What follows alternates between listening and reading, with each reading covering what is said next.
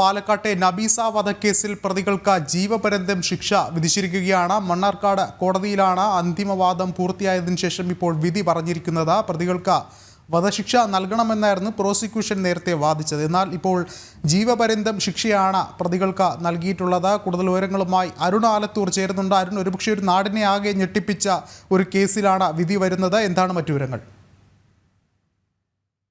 മുൻപാണ് പാലക്കാട് വളരെയേറെ ഞെട്ടിച്ച 2016 നടന്ന നബീസ വധക്കേസിൽ കോടതി വിധി പറഞ്ഞിരിക്കുന്നത്. മണ്ണാർക്കാട് കോടതിയാണ് പ്രതികൾക്ക് ശിക്ഷ വിധിച്ചിരിക്കുന്നത്. ജീവപര്യന്തമാണ് കോടതി രണ്ട് പ്രതികൾക്കും, അതായത് 1-2 പ്രതികൾക്ക് ജീവപര്യന്തം ശിക്ഷയാണ് കോടതി വിധിച്ചിരിക്കുന്നത്. കേസിലെ 1-ാം പ്രതിയായ ബഷീറും 2-ാം പ്രതിയായ ഫസീല എന്നിവർക്കാണ് ഇത്തരത്തിൽ ജീവപര്യന്തം വിധിച്ചിരിക്കുന്നത്. ഈ ജീവപര്യന്തത്തിന് പുറമെ 1-ാം പ്രതിക്ക് 7 വർഷം തടവും 25,000 രൂപ പിഴയും വിധിച്ചിട്ടുണ്ട്. അത് 7 വർഷം തടവും 25,000 രൂപ പിഴയും വിധിച്ചിട്ടുണ്ട്. അത് തെളിവ് നശിപ്പിച്ചതിനാണ് അത്തരത്തിൽ വിധിച്ചിരിക്കുന്നത്. ഏതായാലും കോടതി അപൂർവങ്ങളിൽ അപൂർവമായ കേസ് എന്ന് ഇതിനെ പറയാനാവില്ല എന്നും പറയുകയുണ്ടായി. 2016 ഇത്തരമൊരു സംഭവം ഉണ്ടാകുന്നത്. നബീസ എന്ന 71 വയസ്സുകാരിയെ നോമ്പ് തുറക്കാൻ എന്ന പേരിൽ വീട്ടിലേക്ക് വിളിച്ചു വരുത്തുന്നു. അതിനുശേഷം ഭക്ഷണത്തിൽ വിഷം നൽകുന്നു. അതിനുശേഷം ബലം പ്രയോഗിച്ച് വായിൽ വിഷമൊഴിച്ച് നൽകുന്നു. അങ്ങനെയാണ് നബീസയെ ഈ കേസിലെ 1-ാം പ്രതിയായ ബഷീറും 2-ാം പ്രതിയായ ഫസീലയും ചേർന്ന് കൊലപ്പെടുത്തിയത്. അതിക്രൂരമായ കൊലപാതകമാണ് ഇത് എന്നുള്ളതായിരുന്നു പ്രോസിക്യൂഷൻ കേസിൽ വാദിച്ചിരുന്നത്. മാത്രമല്ല ഇത് ഒരു റമദാൻ കാലത്തിൽ നടന്നു എന്നുള്ളത് കൊണ്ട് തന്നെ അത് ഉൾപ്പെടെ കോടതി പരിഗണിക്കണം എന്നുള്ളതായിരുന്നു പ്രോസിക്യൂഷൻ വാദിച്ചത്. ഏതായാലും റമദാൻ മാസത്തിൽ നടന്നു എന്നുള്ളത് പ്രത്യേക പരിഗണനയായിട്ടൊന്നും എടുക്കാൻ പറ്റില്ല എന്ന് കോടതി ഇന്ന് അന്തിമവാദത്തിനിടയിൽ പറയുകയുണ്ടായി. അതിനുശേഷം കോടതി ഇത് അപൂർവങ്ങളിൽ അപൂർവമായ കേസല്ല എങ്കിൽ പോലും ക്രൂരമായ കൊലപാതകമാണ് നടത്തിയിരിക്കുന്നത് എന്ന് കൃത്യമായിട്ട് തന്നെ കോടതി വിധി പ്രസ്താവത്തിൽ പറയുകയുണ്ടായി എന്നുള്ളതാണ്. ഏതായാലും 2016 ഞാൻ നേരത്തെ പറഞ്ഞതുപോലെ വായിൽ ബലം പ്രയോഗിച്ച് വിഷം ഒഴിക്കുന്നു. അതിനുശേഷം ഇവർ മരിച്ചു എന്ന് ഉറപ്പായതോടുകൂടെയാണ് റോഡിലേക്ക് ഈ വയോധികയെ കൊണ്ടുപോയി തള്ളുന്നത്. ആ മൃതദേഹത്തിനൊപ്പം ഒരു കത്തും വെച്ചിരുന്നു. ആ കത്തിൽ ഒരു ആത്മഹത്യാക്കുറിപ്പായിരുന്നു അവിടെ മൃതദേഹത്തോടൊപ്പം വെച്ചത്.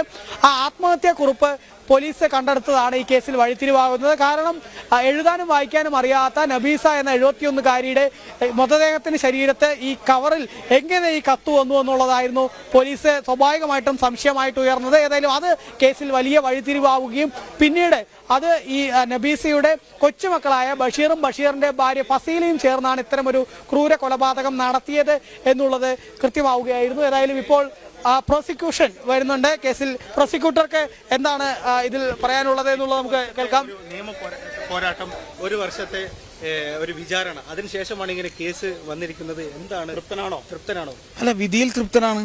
കാരണം വളരെ ഇത് ഒരു ഡയറക്റ്റ് എവിഡൻസ് ഇല്ലാതെ സാഹചര്യ തെളിവുകൾ മാത്രം നിരത്തിക്കൊണ്ടാണ് ഈ കേസ് മുന്നോട്ട് പോയത്. ഇതിൽ കണ്ട ദൃക്സാക്ഷികൾ ആരുമില്ല. ഇതിൽ നമുക്ക് പ്രധാനപ്പെട്ടതായി പറയാനുള്ളത്, മനുഷ്യർ ചിലപ്പോൾ നുണ പറഞ്ഞേക്കാം, പക്ഷെ ശാസ്ത്രം നുണ പറയില്ല. സയൻസ് വിൽ നെവർ സ്പീക്ക് ലൈ എന്നാണ്. ഇതിൽ പ്രധാനമായും പ്രോസിക്യൂഷനെ സഹായിച്ചത് ശാസ്ത്രീയ തെളിവുകളാണ്. ശാസ്ത്രീയ തെളിവുകൾ എന്ന് പറഞ്ഞാൽ ഈ കൃത്യം നടന്ന സംഭവ സ്ഥലത്ത് നിന്ന് ലഭിച്ച നബീസ എന്ന മരണപ്പെട്ട സ്ത്രീയുടെ തലമുടിയും പോസ്റ്റ്മോർട്ടം ചെയ്യുന്ന സമയത്ത് ഡോക്ടർ ശേഖരിച്ച മുടിയും സിമിലർ ആണ് എന്ന് ഫോറൻസിക് എക്സാമിനേഷനിൽ വന്നു.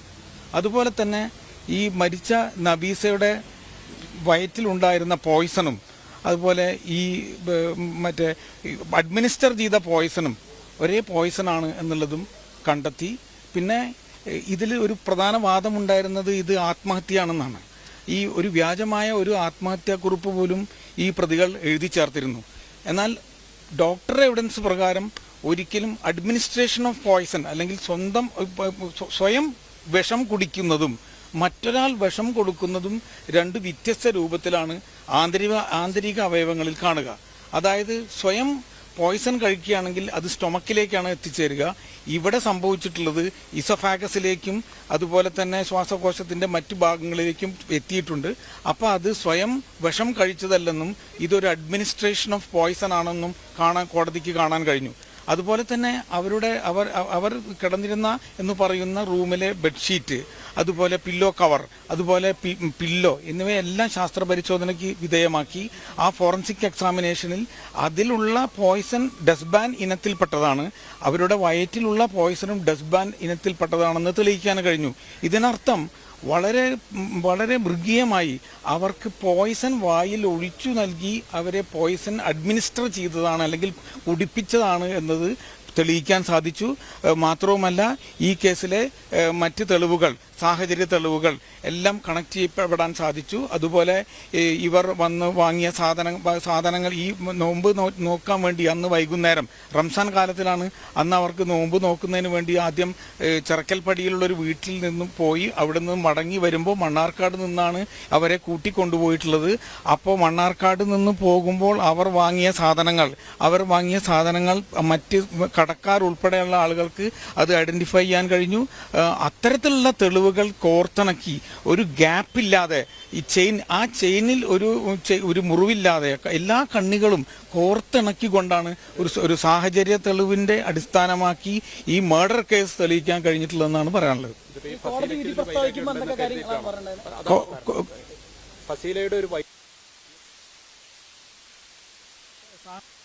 മാത്രമുള്ള കേസിൽ സാധാരണ മോട്ടീവിന് ഒരു പ്രധാന ഇമ്പോർട്ടൻസ് ഉണ്ട്. ഈ മോട്ടീവ് പ്രൂവ് ചെയ്യുന്നതിന് വേണ്ടി ഫസീല എന്ന് പറഞ്ഞ രണ്ടാം പ്രതി ഈ മരിച്ച ഉമ്മയുമായുള്ള പ്രശ്നങ്ങൾ, അത് സ്വർണം കാണാതെ ആയതിനെ സംബന്ധിച്ചും അതുപോലെ തന്നെ മറ്റ് അവർ സ്വർണം എടുത്തവളാണെന്ന് പറഞ്ഞു നടന്നു എന്നതിനെ സംബന്ധിച്ചുമെല്ലാം കൃത്യമായ തെളിവുകൾ വന്നിട്ടുണ്ട്. അപ്പോൾ ഈ ക്രൈമിനുള്ള മോട്ടീവ് തെളിയിക്കാൻ പ്രോസിക്യൂഷന് കഴിഞ്ഞിട്ടുണ്ട്. മാത്രവുമല്ല മറ്റൊരു വീട്ടിൽ വിവാഹ ചടങ്ങിൽ പങ്കെടുക്കുമ്പോൾ അവിടെയുള്ള വീട്ടിൽ നിന്നും സ്വർണം കാണാതാവുകയും ആ കാണാതായ സ്വർണം ഫസീലയിൽ നിന്നും കണ്ടെടുത്തു എന്ന് വരെ ഒരു സാക്ഷി മൊഴി നൽകിയിട്ടുണ്ട്. അതും പറഞ്ഞു നടക്കുമെന്നുള്ളൊരു വിരോധം ഈ മോട്ടീവിൽ ഒരു ഇമ്പോർട്ടൻസ് ആയിട്ട് കണക്കാക്കിയിട്ടുണ്ട്. കോടതി വളരെ പ്രധാനമായി ഈ വിധി പ്രസ്താവിക്കുമ്പോൾ പറഞ്ഞത് ഇവരുടെ പ്രായം. യഥാർത്ഥത്തിൽ ഇത് സാഹചര്യ തെളിവുകളെ മാത്രം അടിസ്ഥാനമാക്കിയ ഒരു കേസിൽ ഒരു ഡെത്ത് സെന്റൻസ് ഇമ്പോസ് ചെയ്യാൻ കഴിയുന്നതല്ല എന്ന് സുപ്രീം കോടതി കണ്ടിട്ടുണ്ട്. എങ്കിലും സുപ്രീം കോടതി ചില സന്ദർഭങ്ങളിൽ പറഞ്ഞിട്ടുണ്ട് സാഹചര്യ തെളിവുകൾ മാത്രമാണ് ഉള്ളത് എങ്കിലും ഡെത്ത് സെന്റൻസ് ഇമ്പോസ് ചെയ്യാം. എന്നാൽ ഈ രണ്ടുപേരുടെയും പ്രായം കണക്കിലെടുത്തും അവരൊരു റിഫോർമേറ്റീവ് സിസ്റ്റത്തിലൂടെ അവർക്ക് മനം മാറ്റം വന്ന് പുതിയ ജീവിതം, അവർക്ക് ആകെയുള്ളൊരു മകൻ, ഒരു ചെറിയ മൈനറായിട്ടുള്ളൊരു മകൻ, ആ മകൻ ഒരു അനാഥനായി കാണേണ്ട, ഒരു ഡെത്ത് സെന്റൻസിന് വിധേയമായ ഒരു രണ്ടു പ്രതികളുടെയും മകൻ ഒരിക്കലും അനാഥനാവരുത് എന്നുകൂടെ കണ്ടിട്ട് ഇനിയും അവർക്ക് മാറാനുള്ള അവസരങ്ങൾ ജീവിതത്തിൽ നൽകേണ്ടതുണ്ട് എന്ന രീതിയിലാണ് ഈ ലൈഫ് ഇംപ്രസൺമെന്റ് 302 ലൈഫ് ഇംപ്രസൺമെന്റ് നൽകിയിട്ടുള്ളത്. അത് അവരുടെ 313 സ്റ്റേറ്റ്മെന്റിലും മറ്റേലൊക്കെ കുറ്റം ചെയ്തിട്ടില്ല എന്ന് നിഷേധിച്ചിട്ടുണ്ട്. ഇന്ന് പ്രത്യേകിച്ച് ഇത്തരത്തിൽ ഇന്നത്തെ ഈ ക്രൈമിനെ കുറിച്ച് മറ്റൊന്നും പറയുകയുണ്ടായിട്ടില്ല. എന്നാൽ 313 ക്വസ്റ്റ്യനിങ് സമയത്ത് അവർ ഈ കുറ്റങ്ങളെല്ലാം നിഷേധിച്ച് ഇത് കൊലപാതകമല്ല ആത്മഹത്യയാണെന്നാണ് പറഞ്ഞിരുന്നത്. ഇവർ തന്നെ എഴുതി തയ്യാറാക്കിയ ആത്മഹത്യാക്കുറിപ്പും ഇവരെ കൊണ്ട് എഴുതിച്ച മറ്റ് ആത്മഹത്യാക്കുറിപ്പും ഫോറൻസിക് എക്സ്പേർട്ടിനെ കൊണ്ട് പരിശോധിച്ചപ്പോൾ ഇവരാണ് കൃത്രിമമായി ആത്മഹത്യാക്കുറിപ്പ് ഉണ്ടാക്കിയത് എന്നും പ്രോസിക്യൂഷന് കോടതി മുമ്പാകെ തെളിയിക്കാൻ സാധിച്ചിട്ടുണ്ട്. അതായത് 302 IPC എന്ന മർഡർ എന്ന കുറ്റത്തിന് 1ഉം 2ഉം പ്രതികൾക്ക് ജീവപര്യന്തം തടവും 2 ലക്ഷം രൂപ പിഴയടയ്ക്കാനും കോടതി പറഞ്ഞിട്ടുണ്ട്. അപ്രകാരം പിഴയടച്ചില്ലെങ്കിൽ അധിക 2 വർഷം തടവിനും അവർ ശിക്ഷയ്ക്ക് വിധേയമാകണം. അതുപോലെ തന്നെ ഈ തെളിവ് നശിപ്പിക്കൽ സെക്ഷൻ 201 IPC എന്ന കുറ്റത്തിന് 1ആം പ്രതിക്ക് 7 വർഷം തടവും 25,000 രൂപ പിഴയും ഒടുക്കാൻ കോടതി പറഞ്ഞിട്ടുണ്ട്. 1ആം പ്രതിയെ സംബന്ധിച്ചിടത്തോളം ശിക്ഷ ഒന്നിച്ച് അനുഭവിച്ചാൽ മതി. അതുപോലെ അത്തരത്തിൽ പിഴ ഈടാക്കുന്ന സമയം 2 ലക്ഷം രൂപ ഈ മരണപ്പെട്ട നബീസ എന്നവരുടെ ഡെഫൻഡമ്പായ സംസാരിക്കാൻ കേൾവിയില്ലാത്തതുമായ ആയിഷ എന്ന സ്ത്രീക്ക് നൽകാനും കോടതി പറഞ്ഞിട്ടുണ്ട്. പ്രോസിക്യൂഷൻ തൃപ്തരാണോ വിധിയിൽ? അത് പൂർണ്ണ തൃപ്തനാണ്. കാരണം ഇതൊരു മറ്റേ സാഹചര്യ തെളിവുകൾ മാത്രം ഉണ്ടായിരുന്ന ഒരു കേസിനെ ഇത്രമാത്രം കോർത്തിണക്കിക്കൊണ്ട് ബഹുമാനപ്പെട്ട കോടതി മുമ്പാകെ ഇത് എത്തിച്ച് ഈ മുഴുവൻ പ്രോസിക്യൂഷൻ ടീമിൻ്റെ സഹായത്തോടു കൂടി എത്തിച്ച് ഒരു പൂർണ്ണതയിലേക്ക് എത്തിക്കാൻ കഴിഞ്ഞു. കോടതിയും അതുപോലെ വളരെ വിശദമായി പരിശോധിച്ച ഓരോ ആസ്പെക്ട്സും, അതായത് ഒരു ചെയിൻ ഓഫ് ഇവൻറ്റ്സ് ആണ്. ആ ചെയിൻ ഓഫ് ഇവൻറ്റ്സ് മുഴുവൻ പരിശോധിച്ച് കോടതി എല്ലാ ഇവൻറ്റ്സിനെ കുറിച്ചും ജഡ്ജ്മെന്റിൽ പ്രതിപാദിച്ചായിരിക്കാം, ഞാൻ ജഡ്ജ്മെന്റ് മുഴുവൻ വായിച്ചിട്ടില്ല, എല്ലാ കാര്യങ്ങളും പ്രതിപാദിച്ചായിരിക്കും ഈ കേസിലെ വിധി പറഞ്ഞിട്ടുള്ളത്. പ്രത്യേകിച്ച് ഞാൻ നിങ്ങളോട് പറഞ്ഞ പോലെ ഈ സയന്റിഫിക് എവിഡൻസ് ആണ് ഈ കേസിലെ ഒരു വലിയ പ്രാധാന്യം ഉണ്ടാക്കിയിട്ടുള്ളത്.